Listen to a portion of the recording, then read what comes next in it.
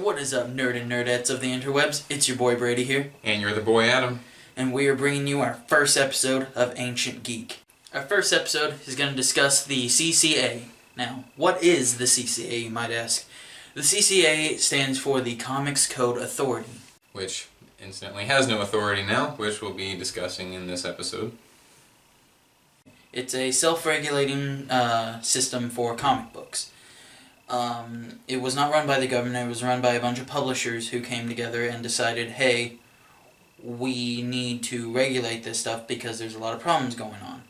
If any of you have ever read any of the old classic superhero comics, or just comics in general, you'll recognize this symbol. It was known for being, in retrospect, it's known for being kind of strict.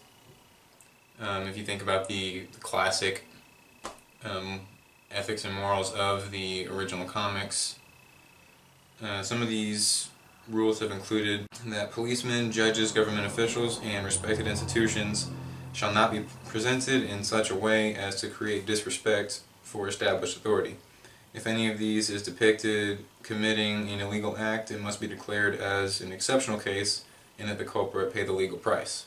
Criminals shall not be presented in glamorous circumstances unless an unhappy ends result from their ill-gotten gain and creates no desire for emulation. Scenes of excessive violence shall be prohibited. Scenes of brutal torture, excessive and unnecessary knife and gunplay, physical agony, gory and gruesome crime shall be eliminated. Females shall be drawn realistically without undue emphasis on any physical quality. And that is probably the most not followed rule out of any of these. Divorce shall not be treated humorously or represented as desirable. Rape shall never be shown or suggested. Seduction may not be shown. Scenes dealing with or instruments associated with Walking Dead, I can already stop you there, that's changed, since there is indeed a comic series called Walking Dead. You're funny. Or torture shall not be used. Vampires, ghouls, and werewolves shall be permitted to be used when handled in the classic tradition, such as Frankenstein, Dracula, and other high-caliber literary works written by Edgar Allan Poe, Saki, Conan Doyle, and other respected authors whose works are read in schools around the world. Although slang and... what's that word? Colloquialisms. You read that one. Although slang and colloquialisms,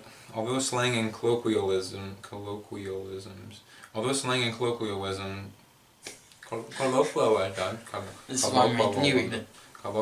Although slang and colloquialisms are acceptable, excessive use should be discouraged, and whenever possible, good grammar shall be employed.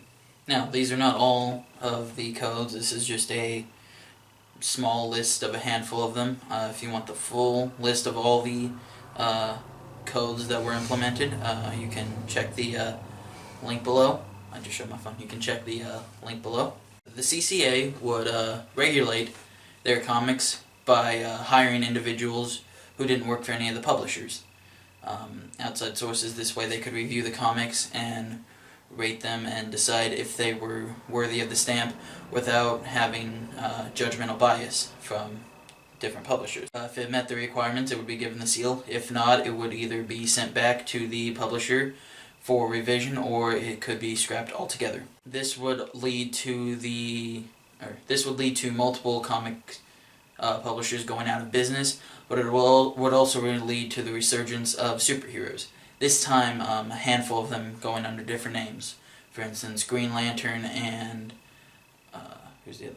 Green Lantern and the Flash now came in as Barry Allen and Hal Jordan, as opposed to their counterpart names. In the late 40s and early 50s, the comic book industry was under attack. Various religious and civil groups had complaints about the sexual morality portrayed in this, with scantily clad women throughout the comics, as well as crime being portrayed in not necessarily a bad tone.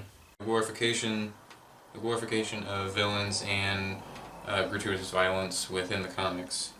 Many educators thought that children shouldn't even read comics at all, and that they should be totally eliminated with, rather than be censored to the point that they would be clean enough for children. And there was a fear that it might lead to a rise in illiteracy among the younger generation. Many mental health experts also noticed a rise in juvenile delinquency, and many of them blamed comic books for this problem. Most noteworthy, Dr. Frederick Wortham, a New York psychiatrist, who petitioned for the ban of comic books to be able to be sold to children. He set up a clinic in New York for children patients, and at this clinic he saw many children, some with learning disabilities, some who had trouble reading, some who had problems listening to authority, and he noticed one thing in common with all of them, and it's that they all read comic books. Now, the problem with this being that obviously only people who would have mental health problems would go see him, and comic books were very popular at the time, so he would only be seeing the bad cases. He would only be seeing the kids who had mental health problems in the beginning, not seeing the ones who were okay and were still reading comics.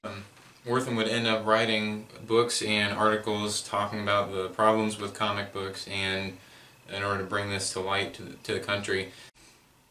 He was once even quoted as saying that Hitler was a beginner compared to the comic book industry. As a result, many cities started censoring the comic books, even up to putting regulations that comic books couldn't be sold to any individual under 18 years old under the penalty of fines or even jail time. Some towns would even host comic book burnings where they would throw away and burn hundreds and even thousands of comics, which explains why so many of the Golden Age comics are so rare, which I think will be a potential topic for a future episode. In a move of sort of self-preservation, many comic book publishers came together and they created the ACMP, the Association of Comic Magazine Publishers, in 1948. The ACMP stated, "The association has adopted a code of ethics to assure good taste and high editorial standards. Only comic magazines that meet the code requirements are permitted to use the special code seal."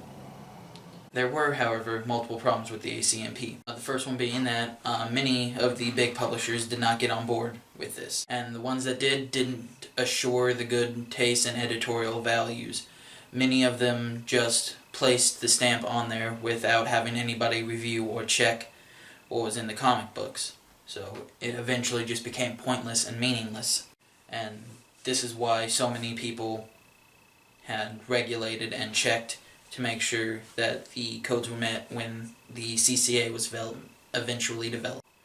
Eventually the ACMP did end, which did lead to the rise of the CCA, which also ended, which many of you may be wondering why and how did it end. In the 70s, comic books started addressing the issues of drug use at the request of the Department of Health, Wellness, and Education. This did go against the basics of the comic book code, which just led to comics being released without the seal. Some of the rules within the comic book code had to be changed from saying you mustn't to you shouldn't. This made the rules less strict, which led to more people just ignoring the rules, and it didn't really affect sales, and now comic book writers had the option for more creative freedom, which eventually led to the end of the CCA in 2011. My personal opinion is I believe that there should be a rating system on comics similar to how there is in video games and movies, where this way you don't have full censorship, as in artists can't, because I don't believe in censoring somebody and having somebody say you can't do this and you can't do this, or you have to do this. But this way also, like, if you're a good parent, you also are able to see, right, this is not what my child should be watching or reading, and you can better determine as a parent what your child should and shouldn't be reading when it comes to comic books. I agree that a rating system, I mean, the superhero genre made comic books big, and the whole idea of superheroes is a child fantasy and should be treated as such. That anything within the superhero genre should be pretty obviously safe for children. Though I wouldn't go as far to say that there shouldn't be any sort of censorship, because parent guidance isn't always the safest and most reliable approach, and eliminating certain amounts of inappropriateness within, especially the superhero genre, would not be a bad thing. Well, be sure to let us know what your opinion is and comment in the section below. And thank you for watching this video. Thanks for watching. Be sure to like this video and subscribe to our channel. Also like us on Facebook and follow us on Twitter. Be sure to recommend Speaking of Nerds to your family and friends and even your enemies. And until next time, he usually says adios at this point, but he's not here, so I guess you don't get the adios, so amigos.